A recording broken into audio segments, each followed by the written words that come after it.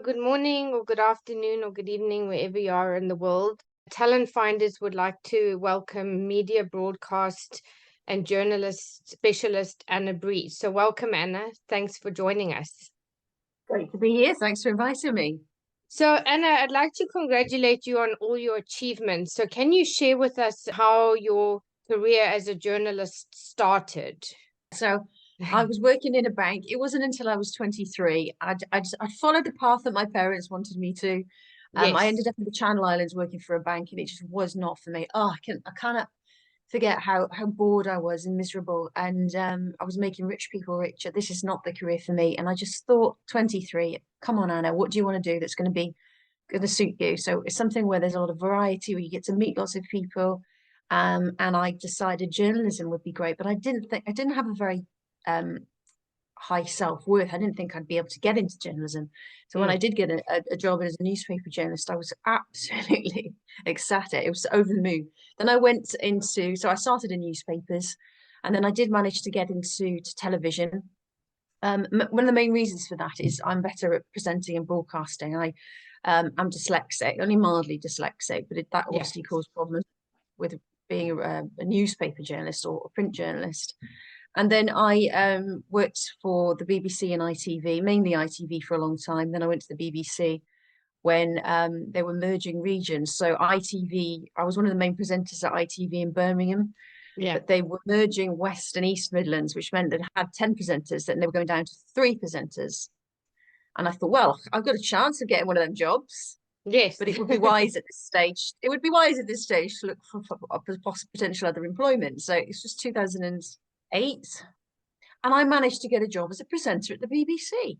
And Wow. I did not want to leave ITV. I loved ITV. I was staff. I was on a good salary, had a really good life in Birmingham, really good fun as well. Did the late presenting shift, and I often stood in on the main news presenting shift. But with that redundancy looming, I managed to get this job as a presenter at the BBC. Now, they said it would be a 12-month contract, but that was just a formality that the person I was replacing had gone to BBC London, a lady called Danny Sinha, and that you always went to the BBC on a contract. They never just offer you a staff job, but it was a permanent role. They thought I was a great presenter. I knew I did a great interview. However, 12 months down the line, I was pregnant, and this Danny Sinha, who's now a presenter at Five News, anyway, Mm. she was at BBC London, and she came back. No one expected her to. She came back to BBC Southampton, where I was working, and she had to have a job back. And I was then living in Cardiff, and I just had a baby. So that was the last sort of presenting job I did at the BBC. I went back to the BBC briefly as a producer for a consumer program called BBC X-Ray, Mm. where they offered me a full-time job. But I was pregnant with my second son, and I didn't want to work full time. I wanted to be a mum when the kids were little. It was really important to me, and so I turned that down. I was very flattered to be asked. They even called me Yes. up 2 months later, and they said, "Are you sure you don't want to come and work for us?" Which again is very flattering. And it's really interesting because I think people assume that I think they assume that you wouldn't turn down a job at the BBC. And I Yes. did, because being a mum was more important for me at that time. Now, Yes, of course. 2000, I then worked for the National Union of Journalists doing an admin role, which just fitted in around the children. It was really easy. All of my energy and focus was towards the little children that I had, three, and not on my career. Yeah. I then in 2017, the children were a little bit older, and my job with the National Union of Journalists looked like it could be coming to an end. So I Mm. decided to launch my business, and it was how to film and edit on an iPhone. And really deep down, I just thought, well, wait a second. I am filming and editing on my mobile the same as I did as a TV journalist. Obviously, back then we had cameramen and tape, and it was desktop editing, and it was a very different process. The Yes. quality of the content we're producing on a mobile phone is just unbelievable. Of course, with the National Union of Journalists called How to Shoot and Edit on an iPhone, that was an iPhone 4. And even back then, I could see this is only going to become more and more powerful. So I Mm. launched my business. And what was really important to me was being able to give everyone a voice, because as a TV journalist, you swan in and out of people's homes and very often only have an hour to spend with these individuals. And you'd have to edit a 5-minute interview down into a 15-second soundbite. And I felt a little bit of a fraud, in terms of not really completely understanding their story, because you Yes. only have a short amount of time with a person. You would package that up as the best as you could, Mm. into a 2-minute news package, and then it would be broadcast on the 6 o'clock or the late news, and it would reach on the regional news, up to 1 million people. But I just thought I have a chance now to enable, educate, empower other people to do what Yes. I used to do. So they can all become journalists and they can all kind of have more of a say on their own platforms. And it Yes, was quite an absolutely. unusual thing that I was doing. It was different back then. It was quite disruptive. In 2017, I produced a 10-minute news program on my mobile, all on my mobile phone. I did a presenter link into package. And I just thought, I want to show people that you can do this. Yeah, that's And it's amazing. only, my prediction was right. So we're all content creators now, all with a chance to change the future and the narrative. And we are what we watch. So we are what we consume, comment on, share, and produce. And I mean, I went from working with corporate companies and working with communications departments for companies like Admiral and Wales and West Utilities, Professional Golf Association. I was getting loads of work, word of mouth, very well paid, five Mm, times more at least what I would get as a daily reporter, on a freelance shift at ITV or the BBC, for example. It was a mm. wonderful time, earning good money, really enjoying the job, and sharing my passion and my skills, not only with the corporate clients, but also I was doing work for free with victims and survivors of abuse and injustice and whistleblowers. So that was the perfect life. And then lockdown came along. And I'm sure you asked me some more That just questions. changed So the trajectory of everything. So I will get to that. But what I wanted to say is obviously you had such a impressive career as a journalist for 10 years, working for some of the biggest media companies here in the UK, which you obviously mentioned, the BBC and ITV. So over that period, did you notice how the media had changed and what impact did that have for you both personally and professionally? I did. So, I mean, obviously, when I was in TV from 2001 to 2011, 12, the video content that we saw on social media, it wasn't as important. A lot of people didn't even have a Facebook account or really go on their mobiles very often. Mm, And I think we still commanded a lot of authority, power. So, when I was at ITV in Birmingham, we had an MP called Keith Vaz, used to hang around the newsroom a lot because he knew how important it was to be on air. But now somebody like that, a politician like that, would just do video content on their own, or broadcasting through their own Twitter channels. But back yes. then, it was a different environment. The media, working for the BBC or ITV, a lot of people watched the news. There was a lot more trust, and I think we really did listen to the public as best we can. We used to get calls from members of the public, so we would also deal with public relations and communications departments and getting their stories out, but we'd also listen to important local news stories. So I think the media up until 2012, 13, Mm. TV news journalists and TV news brands had a lot more power than they do now. And what was interesting for me really was to start to see that change. I would say 2016. So when Trump came along and when Brexit happened, I started to see figures that the more established media brands didn't seem too keen on, such as Donald Trump, Boris Johnson, and Brexit. And Yeah. I believe that Trump was voted in and Brexit happened because of social media, which is Mm. why I'm not sure why we call it social media. This is why I call it new media because it's incredibly powerful. Yeah, Um, absolutely. and there's been accusations there's been some manipulation and back in a time when Facebook weren't as careful about what was shared and what went viral. The WikiLeaks emails that were released in 2016 by Julian Assange, which was just before the election, the November 2016 election of Trump, Mm. had a really big impact, I think, Yeah, on the absolutely. political space. I did a Facebook Live with an individual called John Wedger, who's a former Scotland Yard detective. I did a Facebook Live here in the Vale of Glamorgan on my mobile, and Mm. it reached nearly 1 million. I thought, Wow, well, Facebook that's Live, yeah, so amazing. my Facebook Live reached nearly 1 million, and I was getting nearly 1 million views, as a TV news journalist on Mm. traditional media. So I wrote a book called Making the News 2018, which if anyone's really interested in the media and how I feel I did predict what was coming, I think that's a really interesting book because I talk about how we all had the power back then to become journalists. We are all in a position to make the news. I mean, at the moment, what I would say is we're all talking a lot about other media brands that we may not like, or yes, that's all they are. That's all Mm. they are. A media Yeah. brand that we may or may not like, talking about something we may or may not agree with, choosing the news agenda, which we may or not think is important. Mm. I'd listen to the news and I'd wonder, why have you picked that as a top story? I think Wayne Rooney got done for drink driving, and that was a top story. And then lower down, there was a car bombing and 300 people being killed. And the news agenda, what they choose as a top story, Mm. it doesn't mean we have to talk about that. No, It doesn't mean we exactly. really don't have to talk about what's on the front page. Everyone was talking about Hugh Edwards or Philip Schofield or Russell Brand.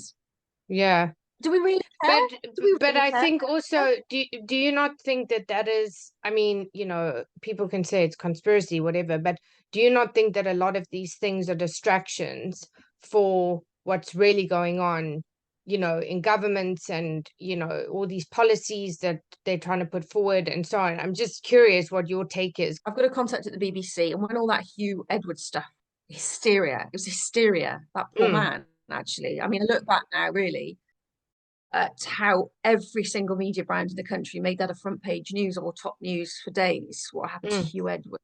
mm, And my contact at the BBC, and he shared with me what other people he thought were saying at the BBC, that it was a distraction because but Boris Johnson apparently hadn't made his WhatsApp messages available to the UK COVID inquiry.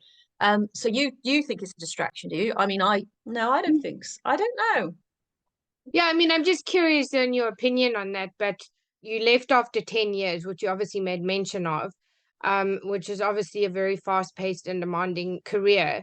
So what inspired you and motivated you to change direction? And I know you mentioned obviously your children were very important, but was there something that kind of inspired you or motivated you to change direction?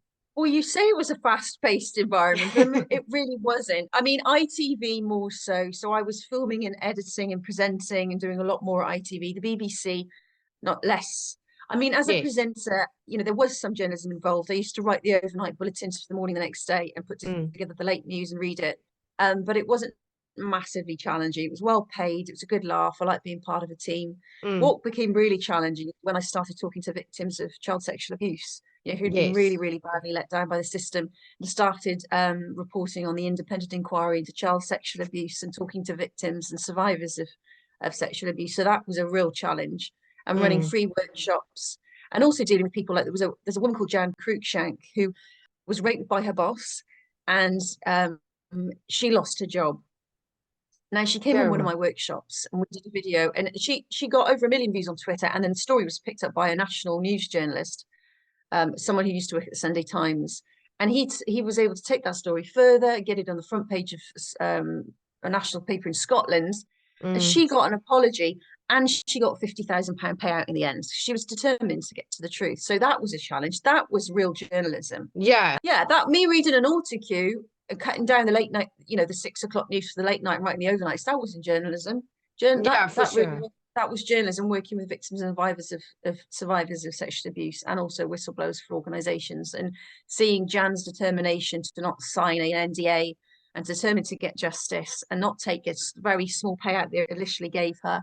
So I've done an interview with the journalist who took on Jan Cruikshank's case, called Mm. Marcello Mega, which I hope to put on YouTube this week. But it just shows you that we all have the power to make a difference, Oh, to stick to our absolutely. guns for justice, stick to our guns for justice. Yeah. But the way we do it is important. When we share posts on social media, we've got to stop seeing ourselves or thinking of ourselves as being the underdog and Mm, getting really angry. But we need to act calmly and professionally in putting our content and our truth out there in a very balanced way. mm, Instead of what I think is happening at the moment is, oh, they're those bad people doing bad things, mm. and I'm not It's happy more of an about it. emotional reaction than being grounded and looking at it from the whole perspective. And I think people are very reactive based upon emotion. And I don't necessarily think that's very helpful. Maybe I'm wrong, but I think that Very it can be difficult. a And well, dangerous thing when you're in an emotional state because you're not being tell me about it. grounded. No, being in an emotional state and speaking in an emotional way gets you a lot far more engagement. So, and that's what a lot of people want. They get more attention Mm, when they're speaking from, and it during the lockdown period when I started interviewing medical professionals and media experts who had a counter narrative to what we were hearing, I was emotional because I was so mm. frustrated, upset by the fact that these people weren't allowed to debate or be heard Yeah, I mean at that's all. the obviously the whole censorship and then it became political and divisive and so many other aspects and elements brought into it. And I agree with you because, if people didn't agree with your opinion, then suddenly you were shut down, or people, like you say, were not allowed to debate or not allowed to have I got discussions.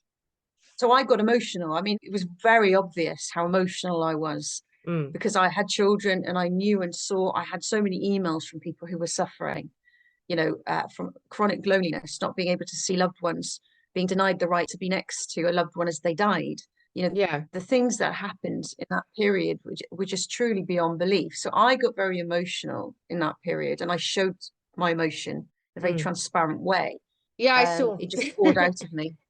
And now I'm not as emotional because Mm, I'm actually really proud of the work we did, and I think we won, especially the campaign on vaccine passports.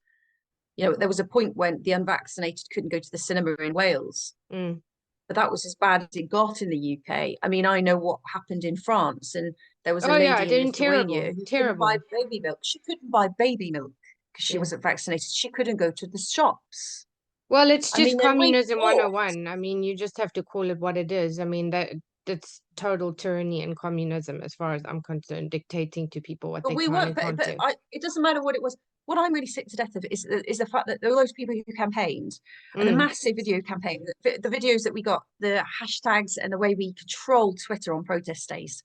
I yeah. got reporters out in the street doing live broadcasts, which I would coordinate and share on Twitter, and we Mm, totally smashed it. And I want people to know we gave out 1,000 free T-shirts at a protest in London. We had 3,000 businesses on the directory. I would work from night until day. I've still got all the leaflets under there, but I was against vaccine passports. I wasn't against vaccine. I was against vaccine passports. I was for mm. freedom and choice. Yeah. And we really fought and fought and fought. But what makes me really sad is people don't realize the difference they made and the power they had Mm, and what happened around the rest of the world and Europe compared to what happened in the UK. So that's yeah. my frustration. And many influencers who I was friends with and respected have gone down the route of catastrophizing about the future and really publishing a lot of fear porn about Mm, what might be coming. I don't want to know what might be coming. mm. I want to know what's here today. And Yeah. I want to know that we all have the power to be journalists, we all have the power to be politicians, and we can change the future. I'm seeing it happening all around the world. New voices are coming forward and they Mm, are making a difference. So I won't be involved in that. And I've had a lot of abuse from yeah. some followers for not giving my audience what they want. And I don't Yeah. care because I know No. exactly, I know that I'm very, very, very focused on solutions and hope. Right now, Yes. today, we won, we fought, and Mm. we have a bright future ahead of us. That's my message. Yeah, absolutely. So I want to obviously talk around mainstream media and how much it has changed and what your thoughts are on responsible journalism. And do you think that the media has lost its ability to report responsibly without bias? Well, first of all, I don't call it the mainstream media. When you look at the figures on Barb, for example, Mm, a show, for example, like ITV This Morning, which they keep talking about, it can get 700,000 views some mornings. And then yes. you compare that with what Russell Brand gets. And why Russell Brand calls them the mainstream media? He's getting more views than the Channel 4 and Channel 5 news put together some nights. So what Yes. does mainstream mean? Mainstream is a word that needs to be challenged. It's all Yeah. about trust. It's all about trust. Yes. Um, and for me, I think, well, the statistics show, they have actually interviewed the public. YouGov and many other organizations have polled the public about trust, and the Mm, trust declined rapidly in TV news journalism because what's happened is people have been watching stuff on the TV news, great. That's only our source of information. I trust it. It's my only source of information. mm, Oh, I have another source of information. It's contradicting that. I'm not mm, sure I trust the TV anymore. What I want to know is why the TV news journalists aren't reading the comments or even the mm, mail. You know, Comments. I know I'm not interested in this story, so I look at sometimes the showbiz stuff and mail. I'm not interested in this story, or why are you talking about this? And all the comments are very, very similar. So if the TV news brands or the established older legacy media brands listen to the people a little mm, bit more, and I mean genuine people, not mm, bots or whatever, and actually when evidence came to light, such as the WikiLeaks emails, at that point, that was a really big point, they turned it into Pizzagate. They made a Mm, farce of it. But actually go back and look at the emails from John Podesta, Hillary Clinton's campaign manager. Look at what was being shared and just investigate it. And mm, then when when it came along, we had professors like Professor Robert Endres during the COVID lockdown from Imperial College London. When he wanted to share a message or a story, or the Great Barrington Declaration with professors from Stanford and Oxford and Harvard, instead of smearing them, just listen to them, mm. debate with them. It's Yes. not crazy. And if you do that, you will build trust in your brand. And I Mm, have trust. I hope I have. I hope yes. I have trust in my brand. Because if you're seeing stuff on here Mm, and it's credible and it's not being reflected on the TV, you'll start to, of course, your brand will suffer and be, mm.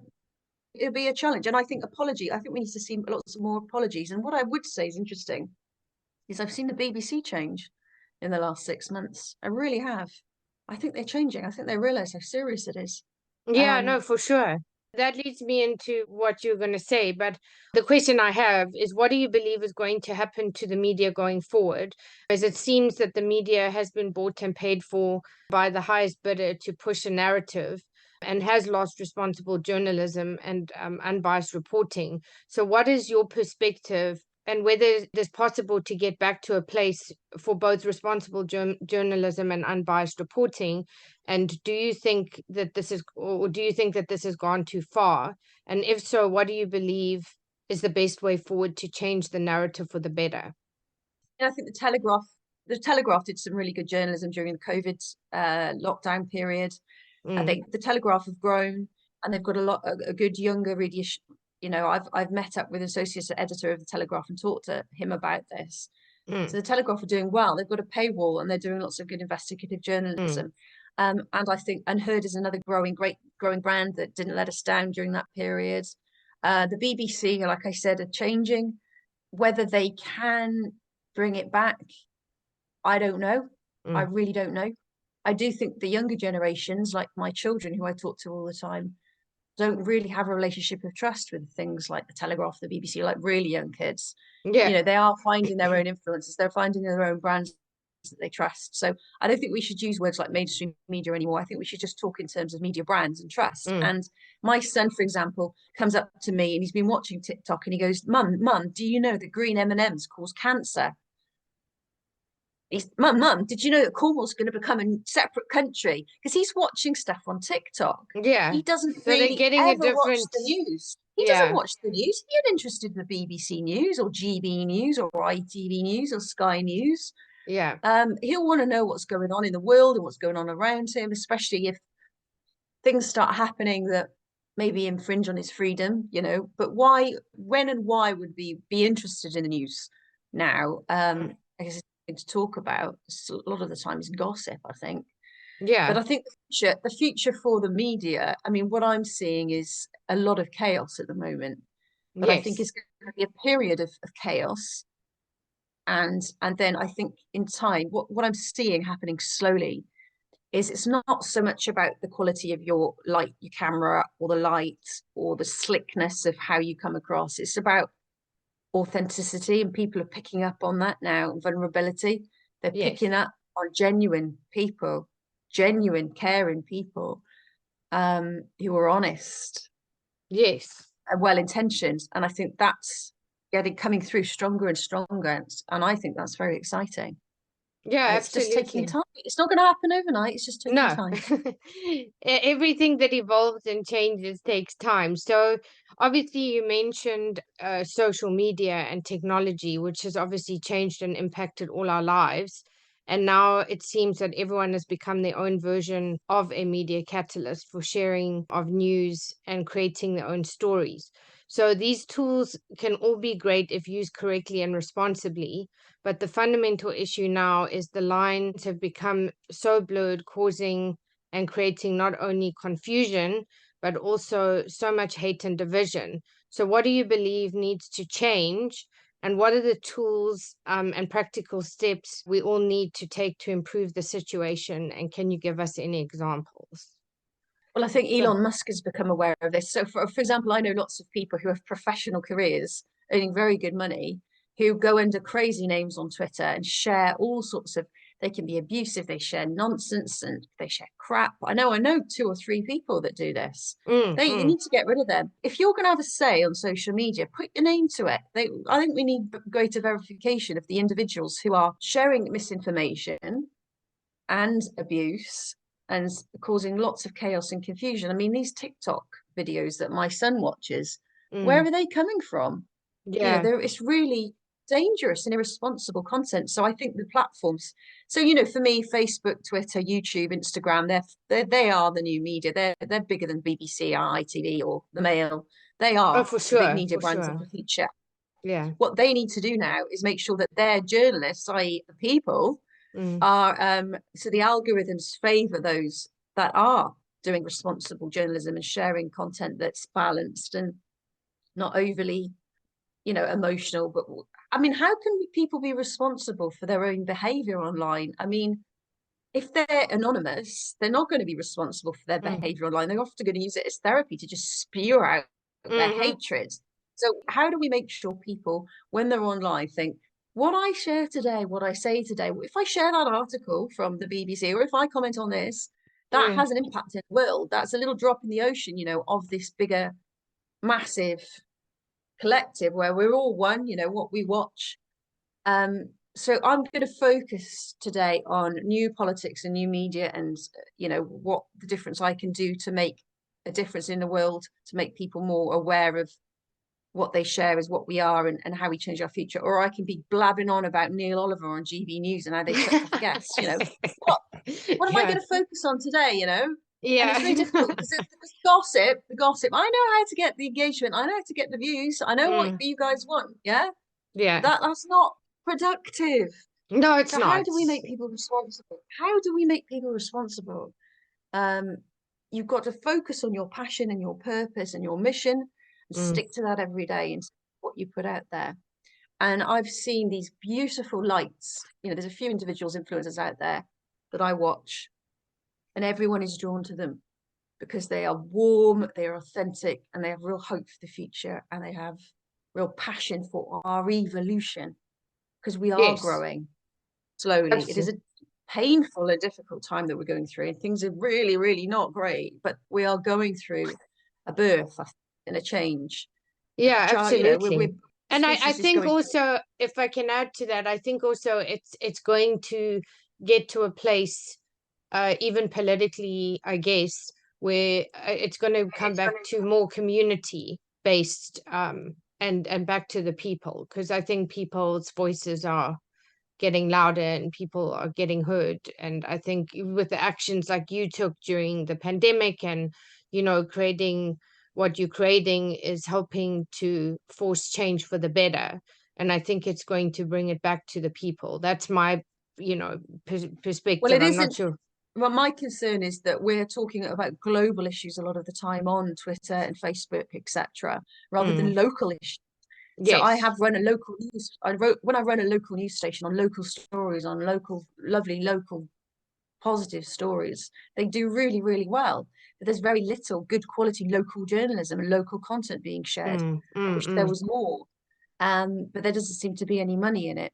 So I think we need more of that to start focusing on our communities and the people and all the people I know who live on their own on my street who are very lonely, and I pop and see them all the time. You know, we need more stronger content locally, so we feel more engaged in what's happening locally, and stop talking about. I know people who are talking constantly about Tucker Carlson and Trump and Russell Brand and what's that one, Candy Stones. Who cares? Let's focus on our communities and then our mm, and our nations. I think that's important. We get distracted by these big channels and these big influencers. mm. I think community is incredibly important, especially after the isolation so many people have went through during the lockdown period. Is to build stronger communities, which we can do with good quality hyper local journalism, which is something I'm very passionate about. Amazing. So, Anna, you have used your skills and your own experience in training thousands of individuals and corporates in media. So, can you share with us more about this and why it's so important to you? I guess when I realised that I could do it, so I could produce a TV news package in a short period of time, and then everyone could do that. So, it was really just kind of being excited about everyone having the chance to share their story when I can't be everywhere at all times. And, there were so many stories that we couldn't cover, and because they were take a long time to investigate, Mm, or mm. everyone can do it. So it was really just teaching them some skills in terms of getting good lighting. So how to utilize natural light, some Yes. basic kit like a lapel microphone that costs like 15 quid, and tripods, and how we would put together our shots. You need a variety of wide, mids, and close-ups, and they shouldn't last for really more than 3 seconds. And how you need of those variety of establishing shots, and then how you put them together in the edits. And then you look out for anything else that catches your eye.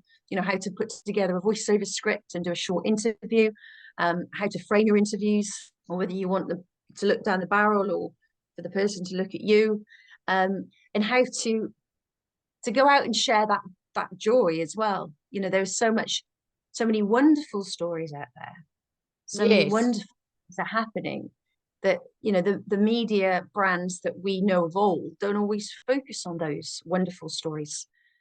So that's what I cover in the workshop. And there's just so much you can do now, especially with AI and captions. Captions are important because 80% of content is watched with the sound off. So it's Yes, quite important to add absolutely. subtitles. And they used to be really clunky, slow, expensive, and they didn't used to be particularly accurate.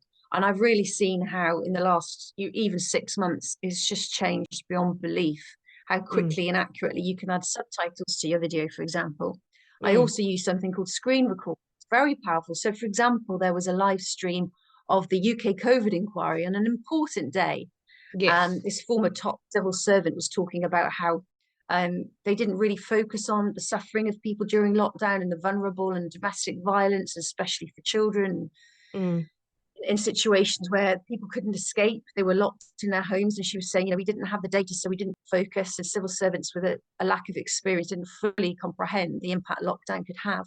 So this was a live stream on YouTube, which I was able to screen record various different important clips and publish those on my channel and put my headline on them, or an important headline on them, which for me was, the impact of lockdown wasn't fully considered, and mistakes were made. And I got, 80,000 views on that across my platforms. Well, you can do wow. that too. So instead Amazing. of looking at the Guardian, looking at the Guardian or the Telegraph or whoever, Mm, BBC, looking at how they interpret that day at the UK COVID inquiry, well, you can interpret that day at the UK COVID inquiry how you want to interpret it. And mm. you can take it down by add subtitles at speed, share it to your platforms with your headline and what you think is important. Because there was a lot of focus, I think, on Dominic Cummings and the swearing and the things I don't think were important. I want to focus on the fact that we tied up our swings and put tape around our playgrounds, Yeah, I know, stopped I our know. children from going to Yeah. school, wouldn't let people go for a walk unless it was within 5 miles of their home. We were Mm, only allowed out for a certain period. We weren't allowed to sit on a bench. We weren't allowed to say goodbye to our loved ones while they were dying in hospital. I think it would be quite important if the public thought these things were important, that they could share them and get grab clips with a screen recorder of the UK COVID inquiry. So who have a YouTube channel. So I'm teaching people how to talk about the things that they want to talk about, their passion, their purpose, which will shape our future. It's a tool. yeah, It really absolutely. is for me. It's not Mm, so much about my opinion. My opinion's not really important. What I think is important is that there's an incredible tool out there that we are not fully utilizing. We don't yes. realize and understand the full power and potential of what we have got here, how we can communicate with each other globally with good quality video content. So, we need to think on really good text introductions, not clickbaity, but, valuable, meaningful, hopeful content that we can share all around the world. So Mm, we control the news agenda and the top story. yeah, absolutely. So within all of your career, and obviously you've probably had multiple, but what stands out for you as some of your biggest lessons that you have gone through within your career? So I was in touch with like BBC news anchors, BBC people, and so many people, and I got really angry Mm, because they weren't doing something. So I would have so many people during 2020, 2021, so many people, and I've put it in my book here as much as I can. Yeah. shame when journalists stop listening. I put as much information as I can, but senior editors in the media and celebrities contacted me, and some of them I got really angry with because I knew how much suffering was taking place Mm, and that they knew it was taking place and they were doing nothing about it. And they were as frustrated as I was, but they felt under pressure. So mm, I got very angry. Now I regret that. So for me, I very much believe in free will. If you mm, want to come out and say what you think is important and make that contribution to society, or you don't, well, mm, we will live or die on the decision you make if you have influence. So I interviewed Robbie Williams. He said as much as he could. I'm sure there was a lot of things he was thinking that he kept to himself. And so many people manage their reputation when they have a large following. And so I regret getting angry with people and making them feel, forcing them to do something. mm, There's one mm, woman in particular, I felt I put a lot of pressure on her and she didn't want to do it. I mm. disagree with that choice, but that was her choice. So Yeah. that's something that stands out for me. I also, another big thing that stands out for me was during 2020, when I would go to the lockdown protests and I would interview these people, just ordinary people. Mm, There's mums there, there's a guy that worked for the BBC, there was teachers there was professors there, just asking them and being able to share their views and reaching, I reached millions, those protest rock spots I did, and there was no real journalism taking place. They were being called conspiracy theorists and I hate 5G and that lizard so lovers, much. flat earthers. It's awful. So I'm really very proud of the work I did in 2020 and going to the Yeah. protests. Mm, And I'm also, another massive thing that stood out for me was in September 2020, when Dr. Heike Schoening came to London Trafalgar Square, a tall, mm, handsome chap in a navy suit, very smartly dressed with a suitcase. He just got off the plane to come and speak at a protest, really. And it was back then, it was all about lockdown. There's no vaccine or anything, or vaccine passports. mm. And he spoke to the crowds, and the police came along to break up the crowds because we weren't supposed to be meeting in more than groups of, well, we weren't supposed to be meeting at all. And then he went to Hyde Park, and then Mm, he was arrested. Dr. Heike Schoening came to the UK just to share his opinion on an age-targeted strategy, the Great mm, Barrington Declaration, really, basically focused protection. That's all he was talking about. mm, And we mm. we have arrested him. There's a shot of him being the Hyde Park Speaker's Corner, being dragged into the back of a police van. I called a journalist that I know, Daily Mail, so senior journalist, and she said this should be on the front page of every paper, every Sunday paper tomorrow. Mm, mm. And it wasn't, was it? It wasn't. So that's another No. big one. Um, oh, the protest footage that Richard Tyson, Isabel Oakeshott got from a helicopter and one of the protests, you could see hundreds. I tried to work out the best I could. Police probably knew the figures, but I'd have said around 100,000 people were Yeah, that protesting doesn't surprise me. Mm. in central London, and no one was really covering it. We were covering it ourselves Of on Twitter. course. Yeah. It's And this crazy. this is really important. The front cover of the book, this was shared. This photograph was taken from inside New Broadcasting House, the main Mm, headquarters of the BBC in London, and it was shared with me by somebody who works at the BBC, and it had been shared around within the BBC because they were so embarrassed that there's all these mm. people outside and they weren't interviewing them. You know, Yeah. they No, didn't speak terrible. to the people, and they've suffered for that. They Mm. didn't have to say they were right. No, what's the harm? What are you so scared about? Yeah, just listen Talk to to what them. people have to say. I mean, and like you say, allow for conversation and dialogue. I mean, I think this has just been the biggest problem that I've seen anyway. But yeah, so you obviously have worked in a very challenging and risky part of media in some very sensitive areas with whistleblowers in multiple areas for healthcare and child sexual abuse, just to name a few. So this is very courageous and carries with it a massive responsibility. So can you share with us more about this and what inspired you to help show up and give a voice to those who had nowhere else to go? And can you tell us more about this and what that responsibility was like for you? When you're dealing with victims of child sexual abuse, so these are people that went into children's homes in the 60s, 70s, 80s, they had no one. And when they went into these children's homes, obviously the staff knew that no one was looking Yes. out for them.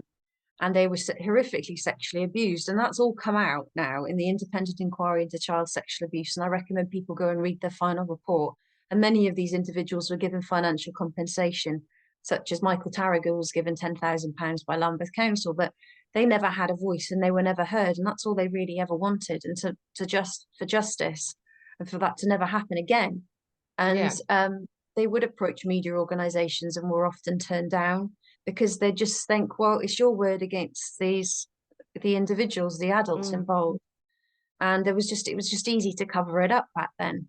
mm, Um, Jimmy Savile went to Jersey, for example, and visited the children's homes. They preyed on vulnerable young people. And when I met John Wedger, who worked as a Scotland Yard detective and discovered this was still taking place, even in the 90s, in the 2000s, that mm, 14-year-olds would go missing because they were desperately craving love. And a pimp mm, would go give them that love. They didn't know to start with that this person was going to get them hooked on drugs and start selling them for sex. They didn't know that to start with. They just wanted to be loved, and they'd go mm, missing on the weekends. And the authorities weren't really keeping an eye on these kids. And I thought, well, all I can do is give them a voice, and did the best I could. And the workshop that we ran a few years ago, like I said, Jan Cruikshank came along, and her mm, story about being raped by a boss. Now, I was always worried because I thought, well, if Jan just shares this story on Twitter, is it really anyone going to hear? Is it going to make a difference? Because it's just mm, Jan. mm, mm, But mm. but when this fantastic investigative journalist Marcello Mega took it on, he really did spend a lot of time investigating the story and making sure that it rang true, saw the evidence, and was able to give her some element of justice in that it was on the front page and spread, and Mm. she did get that apology, and she did get the money, and she did get a story heard. So it's griefy, but it's very, very much, it's really worthwhile. When all of us, I think, when we get to the end of our lives, we'll be thinking, well, how much money did I make? Did I go on all those luxury holidays? How much money have I got in the bank? Whatever. Mm. I mean, that's not something I focus on or want. I mean, I want to make the world a better place. I Of want us course. to really look And it's after our about the children. impact that you make, which is, I think, way more significant. We've got to look after our children. We've got Yeah. to look after our children, and children who are born into those situations of horrific abuse and trauma in a young Mm-hmm. age. It goes on because they often pass it unless they get therapy and help. Mm. They'll pass it on to their children, and their children will pass it on to their children. And we've got to break that cycle early on. Give our children Absolutely. unconditional love, and then and provide free therapy and treatment and understanding if you have had that horrifically traumatic experience as a youngster. But a process of healing, that shouldn't be something that's expensive or difficult to access, so we Yeah, can become better. absolutely. And those services actually should be, in my opinion, for those that can't afford it, there should be some kind of free support, and whether that's subsidized by government or whatever. But I just think that that's There is. where some, It's just hard to find. Yeah, yeah, there are lots of mental health professionals out there offering free advice. Sometimes with long waiting lists, but sometimes it's just difficult to find them. yes, Um, they do exist out there. I mean, those are the wonderful things we should be talking about and sharing. yes, absolutely. There are some wonderful, wonderful organisations out there and people doing incredible things and making a real difference. Mm. And we really need to focus on that, I think. Absolutely. So that leads me to the two final questions. So, what are the three key pieces of advice you would give to others who are looking to start a career or their own business in media or journalism? And what legacy would you like to leave, or how would you like to be remembered? Because some people don't like the word legacy. So, how would you like to be remembered?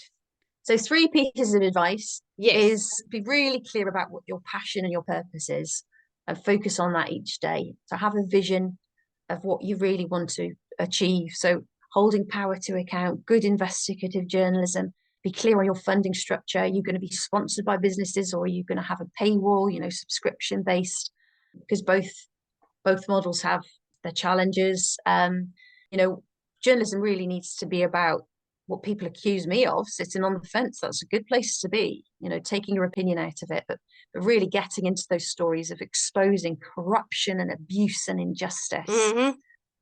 So I would advise that you do that and make sure that you're safe in terms of media law. So get protection, try and find a regulator. There's some great independent news regulators out there like Impress the National Union of Journalists Training Wales offer lots of free resources and very cheap courses if you want to understand about media law, like copyright and defamation, contempt Mm. of court. You can take yourself off to journalism college. If you've done a good degree, I really would recommend you do that, especially for the media law. So that's what I would say in terms of recommending people who want to take on a career as, I mean, citizen journalism is great, but a lot of mistakes are made. So I would say go out and get some training if you can afford to. But I think it's your heart that matters, your integrity and your passion for the Mm. truth. Yes. Um, Even if you face real pressure and abuse, you just know it's the right thing to do and it will make the world a better place. It may not immediately, but it will change the trajectory and the tone of the content that we see if we have lots of good, strong, independent journalism, robust journalism taking place. And my legacy would be that the children are happier and safer and more Mm. loved. If I can do something to contribute to that, then I'll be happy. That's amazing. Well, thanks so much for joining us today. And if people wish to get in contact with you, what are the best platforms to do so? You can follow me on Twitter, direct message me there, and I've got a Facebook page that's doing really well. I like my Facebook. Yes. And Instagram, or email me at hello@breesmedia.co.uk, BREES for sugar at media.co.uk. Thanks so much, Anna. And then hopefully we can have you back to see where you are in your media career and going forward. So thanks so much.